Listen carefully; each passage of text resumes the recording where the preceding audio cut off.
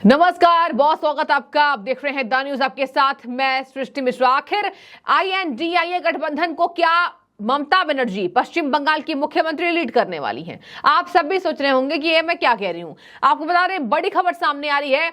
12 दिवसीय दौरे पर दुबई और स्पेन में है ममता बनर्जी। आज दुबई के लाउंज में, एयरपोर्ट के लाउंज में उनकी मुलाकात होती है यहां श्रीलंका के राष्ट्रपति से। और श्रीलंका के राष्ट्रपति हैं रानिल विक्रमसिंघे।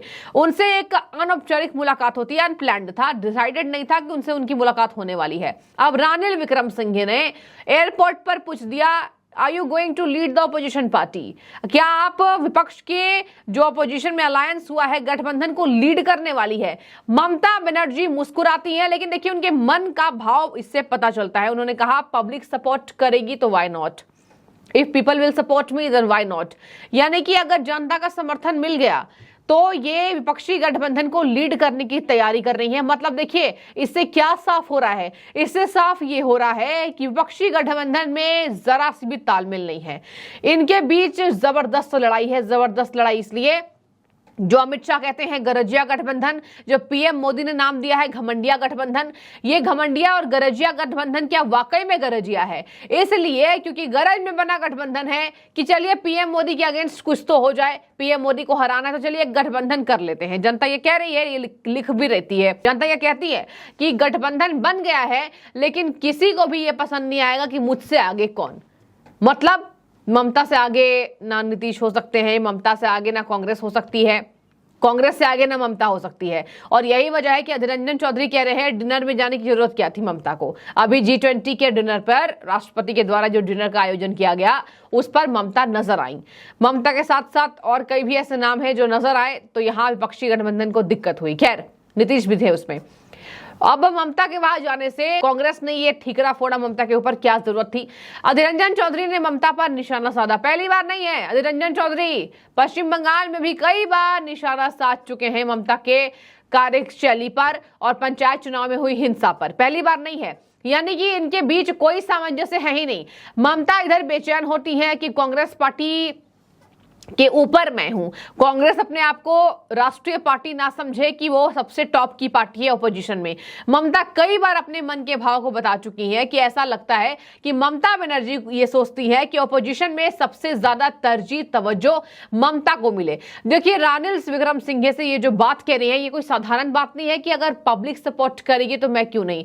देखिए वो राहुल गांधी का भी नाम ले सकती थी, अगर सामंजस्य होता तो राहुल गांधी का नाम लेती या किसी और का नाम लेती, लेकिन ममता बनर्जी ने केवल अपना नाम लिया और कहा क्यों नहीं। इसके बाद देखिए पूर्व में ट्विटर और वर्तमान में एक्स पोस्ट पर ममता बनर्जी ने लिखा कि एयरपोर्ट पर उनसे मुलाकात हुई रानिल विक्रमसिंघे से, और वो श्रीलंका के राष्ट्रपति हैं। मुझे हवाई अड्डे के लॉन्ज में उन्होंने देखा, उसके बाद कुछ चर्चा के लिए मुझे बुला लिया। देखिए आपको बता दें, नवंबर में पश्चिम बंगाल में एक बिजनेस समिट होने वाला है, उसके लिए भी रानिल विक्रमसिंघे को ममता बनर्जी ने आमंत्रित किया है कि आप उस बिजनेस समिट में आए। इसके साथ मैं आपको बता दूं, रानिल विक्रमसिंघे ने यहां श्रीलंका के दौरे पर ममता बनर्जी को इनविटेशन दिया है। जाहिर सी बात है, दो नेता मिलते हैं तो आपस में एक अच्छी मुलाकात होती है, एक अच्छा संवाद होता है, और उसी के उदाहरण हम देखते नजर आ रहे हैं। अब देखिए यहां पर ममता बनर्जी ने कहा कि मैं अभिभूत हो गई, उनके अभिवादन से मैं अभिभूत हो गई। मतलब जिस तरीके से उन्होंने कह दिया are you going to lead, Mamata Banerjee को तवज्जो दे दिया कि क्या आप उसकी मॉनिटरिंग करने वाली है, क्या आप लीडर होने वाली हैं। ममता को यह बात इतनी अच्छी लग गई कि उन्होंने अपने पोस्ट पर इसको जाहिर कर दी कि यहां मैं उनके अभिवादन से अभिभूत हो गई हूं।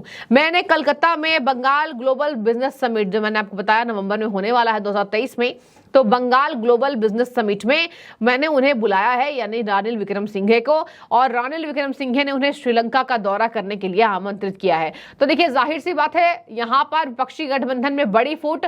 ममता बनर्जी यहां पर अपने आप को लीडर समझ रही हैं, अगर जनता सपोर्ट करेगी तो। और देखिए आपको बता दूं, 3 बैठक हो चुकी है INDIA गठबंधन की। समन्वय समिति की भी बैठक हो गई, अब और बैठकें होंगी। दिल्ली में भी बैठक हुई, आज शरद पवार के घर पर भी बैठक हुई बीते दिन। अब इतनी बैठकों के बीच एक बात भी तय नहीं हो पा रही है इन बातों के बीच कि आखिर कौन लीड करेगा अपोजिशन को, कौन संयोजक होगा, PM उम्मीदवारी कौन करता नजर आएगा। राहुल गांधी आएंगे, प्रियंका गांधी आएंगी, कौन आएगा, किसी का नाम यहां फाइनल नहीं हुआ है। और इन्हीं सब बातों को देखते हुए बीजेपी ये कह रही है कि ये गरजिया गठबंधन में अगर कुछ तय नहीं हो पा रहा है तो जबरदस्त फूट है। आखिर बीजेपी को मुद्दा मिला हुआ है कि फूट का कारण ये इस तरीके से दे कि पीएम उम्मीदवारी नहीं है। आपको ये भी मैं बता दूं, सीटों के बंटवारे पर भी सही समीकरण नहीं बना है।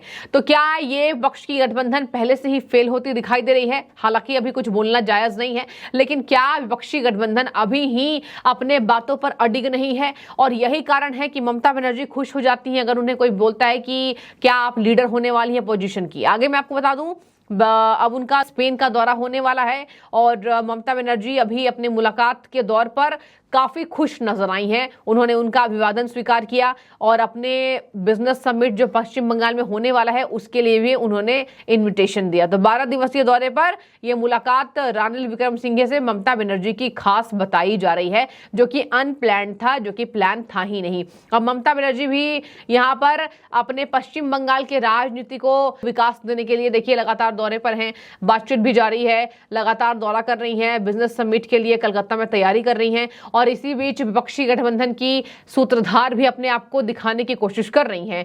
हालांकि मैं आपको बता दूं, मुख्यमंत्री ममता बनर्जी के से जुड़ी एक और खबर सामने आ रही है कि वो मैड्रिड में 3 दिवसीय बिजनेस समिट में भाग लेने के लिए गई हैं। और इस साल बंगाल ग्लोबल बिजनेस समिट 21 और 22 नवंबर को होने वाला है बंगाल में, जिसके लिए रानिल विक्रमसिंघे को ममता बनर्जी ने इन्विटेशन दिया है। तो देखिए यहाँ पर यही सब बातें सामने आ रही है कि ममता बनर्जी क्या विपक्षी गठबंधन में फूट का कारण बनेंगी। बार बार यहाँ डिनर पर जाना, डिनर के बाद ऐसी बातें करना कि क्या आप लीडर के तौर पर नजर आएंगे और खुश भी हैं उस बात से, तो ये दिखा रहा है कि विपक्षी गठबंधन में कहीं ना कहीं फूट होने वाली है, ये तय है।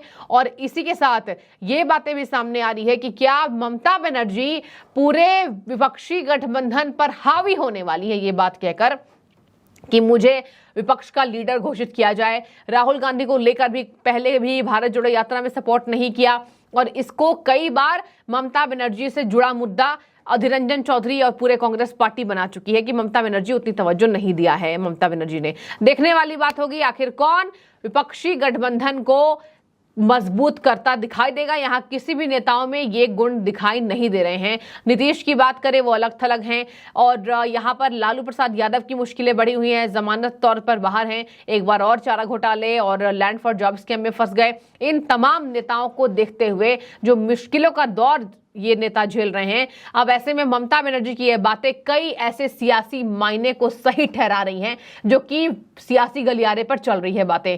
क्या ममता बनर्जी को लगता है कि वो लीडर के तौर पर उभरेंगी और इसके साथ साथ पूरे पक्ष को वो नेतृत्व देने वाली है? लेकिन मैं चाहूंगी आप सबकी राय कि आप सब इस बारे में क्या सोच रहे हैं। क्या आपको भी लगता है कि ममता बनर्जी आगे जाकर विपक्षी गठबंधन में फूट का कारण बनेंगी? जरूर बताएं। फिलहाल इस खबर को देखने के लिए बहुत शुक्रिया। जो भी आपकी राय जरूर रखें।